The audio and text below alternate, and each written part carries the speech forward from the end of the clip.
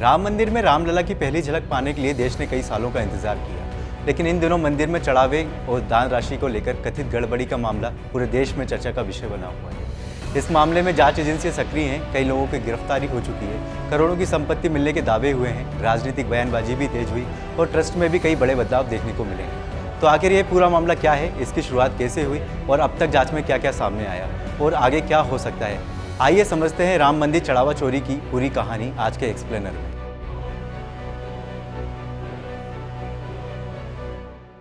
नमस्कार, मैं हूं सुमित श्रीवास्तव और आप देख रहे हैं पीपल्स अपडेट। इस पूरे विवाद की शुरुआत जून 2026 में हुई। बताया गया कि श्री राम जन्मभूमि ट्रस्ट जब मंदिर में आने वाले चढ़ावे और दान का रोजमर्रा का हिसाब किताब मिला रहा था, तभी कुछ गड़बड़ी का शक हुआ। रिकॉर्ड और नकदी का हिसाब मेल नहीं खा रहा था। कुछ दान की चीज़ों को लेकर भी सवाल उठे। इसके बाद मंदिर में लगे सीसीटीवी कैमरों की फुटेज देखी गई, जिसमें कुछ कर्मचारियों की हरकतें संदिग्ध लगी। शुरुआत में ट्रस्ट ने इस बात को सार्वजनिक नहीं किया, पहले अंदर ही अंदर जांच शुरू की गई ताकि यह पता लगाया जा सके कि मामला सिर्फ हिसाब किताब की गलती है या फिर सच में दान में कोई गड़बड़ी हुई है। लेकिन बड़ा सवाल, आखिर मामला राजनीति तक कैसे पहुंचा? दरअसल 7 जून को समाजवादी पार्टी प्रमुख अखिलेश यादव ने इस मुद्दे को उठाते हुए आरोप लगाया कि मंदिर के चढ़ावे में बड़ी गड़बड़ी हुई है। उन्होंने पूरे मामले की निष्पक्ष और न्यायिक जांच की मांग की। इसके बाद आम आदमी पार्टी के सांसद संजय सिंह ने भी जांच की मांग की। वहीं भारतीय जनता पार्टी की ओर से भी कहा गया कि यदि जांच में कोई भी दोषी पाया जाता है तो उसके खिलाफ सख्त कार्रवाई होगी और किसी को भी बख्शा नहीं जाएगा। यहीं से मामला केवल मंदिर प्रशासन तक सीमित नहीं रहा, बल्कि राष्ट्रीय राजनीतिक बहस का भी विषय बन गया। जिसके बाद एसआईटी गठन की मांग तेजी से उठने लगी। लगातार बढ़ते विवाद को देखते हुए यूपी सरकार ने जांच तेज करने का फैसला लिया, जहां 13 जून को मुख्यमंत्री योगी आदित्यनाथ के निर्देश पर 3 सदस्यीय स्पेशल टीम यानी एसआईटी का गठन किया गया। इस टीम में वरिष्ठ आईएएस अधिकारी विजय विश्वास पंत, आईपीएस अधिकारी किरण एस और वित्त विभाग के विशेष सचिव नील रतन को शामिल किया गया। एसआईटी ने मंदिर परिसर का निरीक्षण किया, दान से जुड़े रिकॉर्ड, बैंक दस्तावेज, सीसीटीवी फुटेज और अन्य जरूरी कागजात अपने कब्जे में लेकर जांच शुरू की। जांच के दौरान ट्रस्ट के पदाधिकारियों, कर्मचारियों, नकदी गिनने वाले लोगों और अन्य संबंधित व्यक्तियों सहित 100 से ज़्यादा लोगों से पूछताछ की गई। जांच आगे बढ़ी तो कई चौंकाने वाले दावे सामने आए।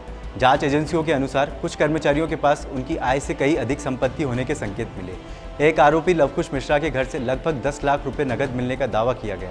बताया गया कि कुछ रकम घर में रखी गई थी, जबकि कुछ पैसे गोबर के ढेर में छिपाए गए थे। इसके अलावा जांच में यह भी सामने आया कि कुछ कर्मचारियों ने हाल ही के वर्षों में करोड़ रुपए की जमीन और अन्य महंगी संपत्तियां भी खरीदी, जबकि उनकी मासिक सैलरी केवल 18 से 20 हज़ार रुपये बताई गई।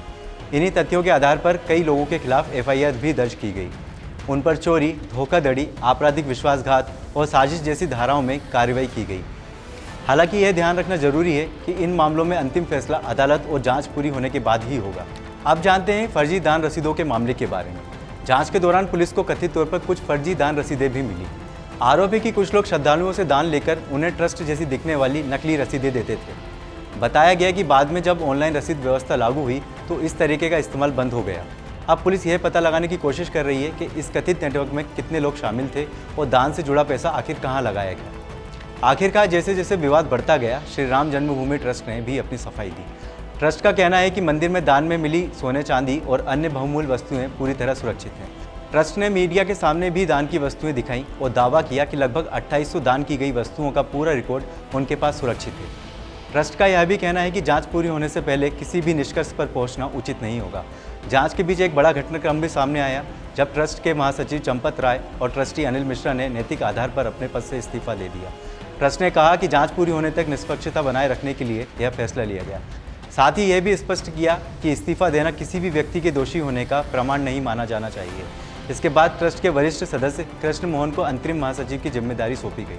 अब पूरे मामले की सबसे अहम कड़ी है एसआईटी की अंतिम रिपोर्ट। इसी रिपोर्ट से यह साफ होगा कि कथित गड़बड़ी केवल कुछ कर्मचारियों तक सीमित थी या फिर जांच में कोई बड़ा संगठित नेटवर्क भी सामने आता है। यदि पर्याप्त सबूत मिलते हैं तो आगे और गिरफ्तारियां भी हो सकती हैं। अदालत में आरोप पत्र दाखिल किया जा सकता है और कानूनी प्रक्रिया आगे बढ़ेगी। वहीं यदि जांच में कुछ आरोप गलत साबित होते हैं तो संबंधित लोगों को राहत भी मिल सकती है। एक तरफ जांच एजेंसियां कथित वित्तीय अनियमितताओं की जांच कर रही है, तो दूसरी तरफ ट्रस्ट लगातार दावा कर रहा है कि अधिकांश आरोप भ्रामक हैं और मंदिर की दान सामग्री पूरी तरह सुरक्षित है। ऐसे में इस मामले का अंतिम सच केवल एसआईटी की रिपोर्ट, जांच में सामने आने वाले सबूतों और अदालत की प्रक्रिया के बाद ही स्पष्ट होगा। फिलहाल इस एक्सप्लेनर में इतना ही। फिर मिलेंगे किसी नई और रोचक खबर के साथ। नमस्कार।